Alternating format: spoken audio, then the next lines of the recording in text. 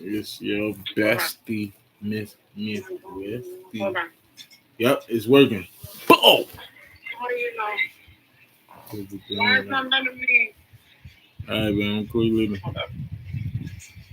All right. Boom. So, people,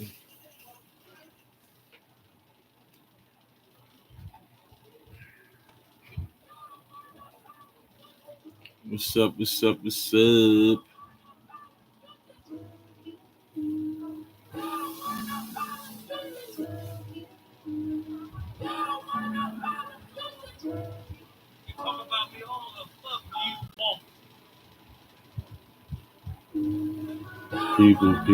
People. What's up, y'all? It's your boy Easy Beans. um, just coming to talk to y'all about, you know, my life struggles and how I got through them, and hopefully put a little bit of light on somebody's day about how they might perceive one thing and it's really not that. So today's topic would be me being in a warded estate from the age of 6 to 18, where I was born in Harlem, New York. Shout out to the West Side. It's the best side. I mean, born in the West Side. Um, my family, street, you know, love for all of them.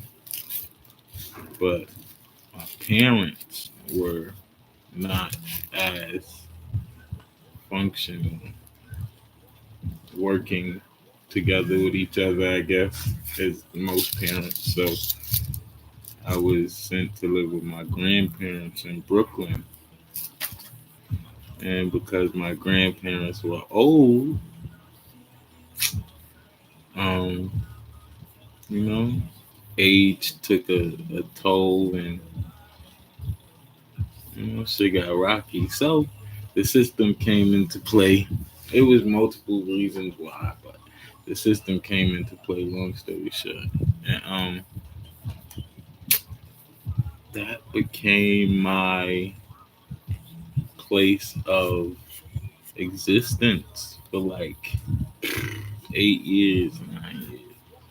So it was multiple places.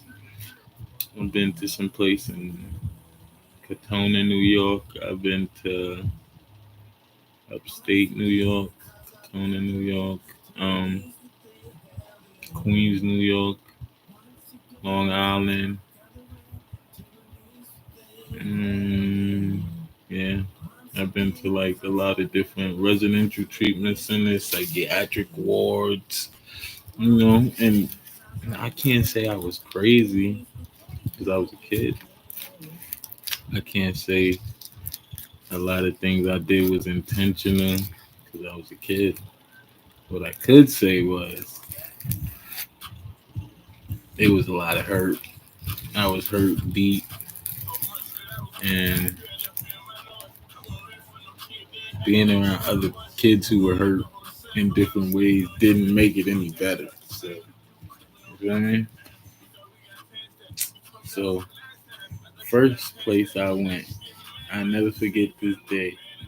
I was living in Brooklyn with my grandparents, and I kept throwing up for some reason all morning. And yeah, I had been through foster care and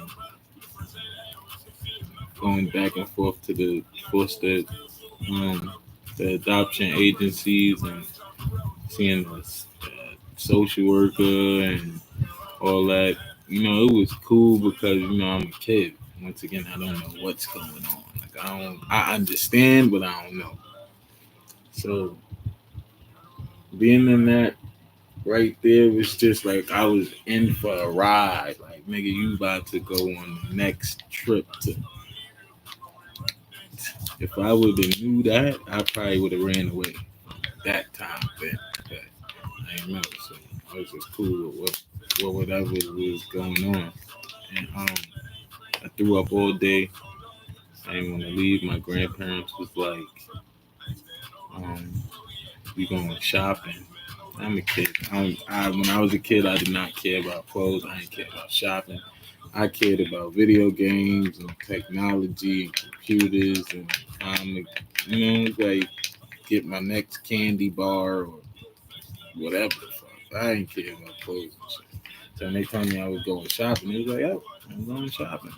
Fuck it. And yeah, so they took me to this place upstate New York. Fell asleep on the ride. I woke up at a farm, like big field full of grass, full of grass. I'm like, you know, where's this place at? Oh, get out. You gotta get out. You gotta go to this building. So from then on, it was just system to system, jump to jump, field to field. Long story short. Four Winds wasn't that bad. I watched the movie Grease every day.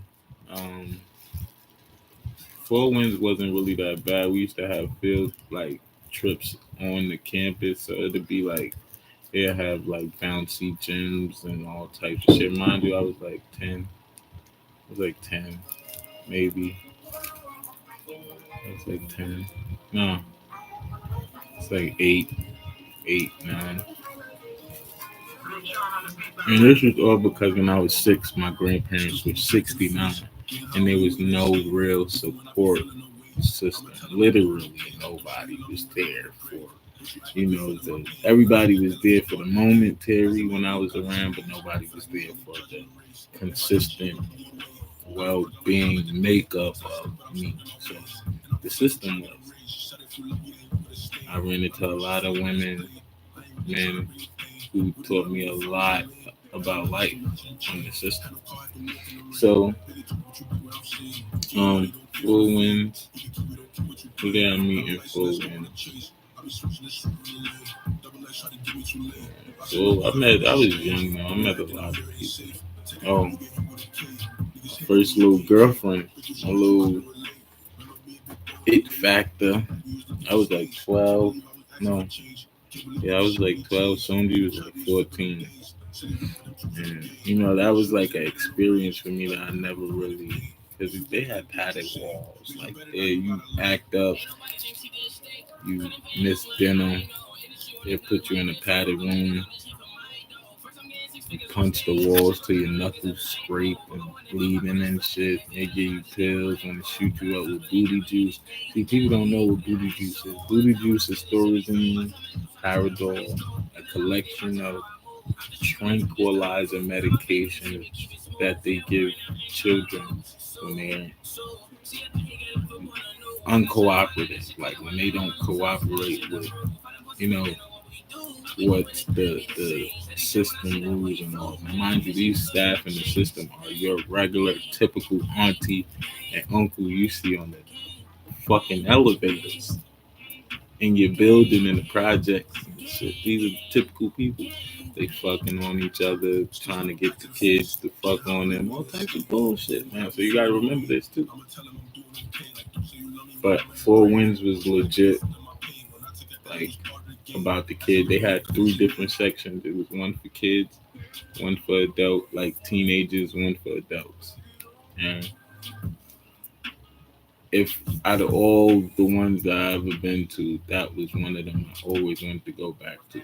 Like, not saying it was good or it was cool, but it was just the fact I wanted to go back because it was like where I really was grounded into a lot of respect and morals and principles from transferring from a home base with my grandparents and shit at a young age to a program where I'm around kids just like me, so called with behavioral issues and all this shit. So it was cool. It was calm. I got to watch a lot of good movies. Had a lot of groups and programs.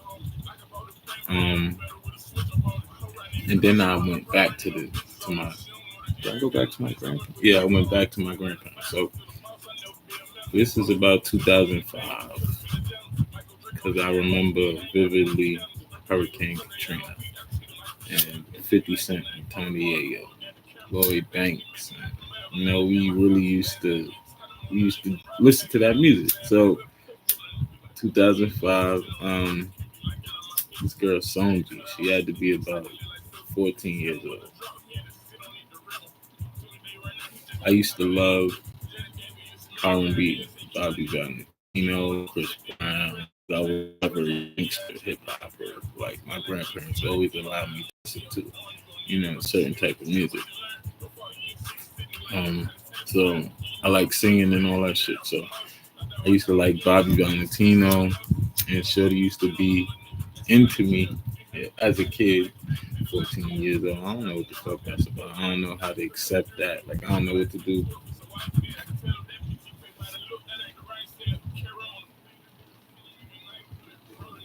I don't know what to do or how to say a lot of shit. Hello, my shit's still working, Shorty.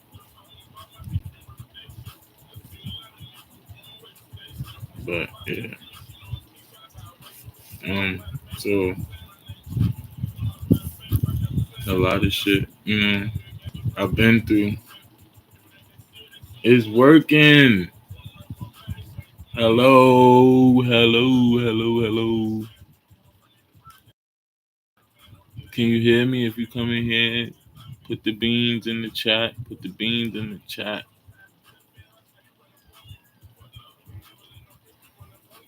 But yeah, so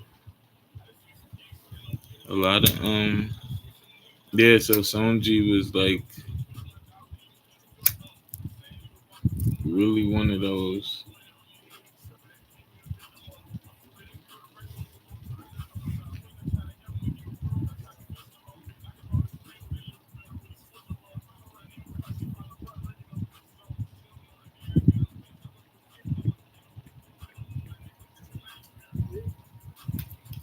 So she was like 14, I think.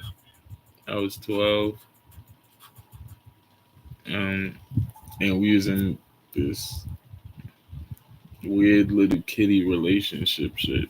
She would like do all types of things that I was not firm to because I was just coming from my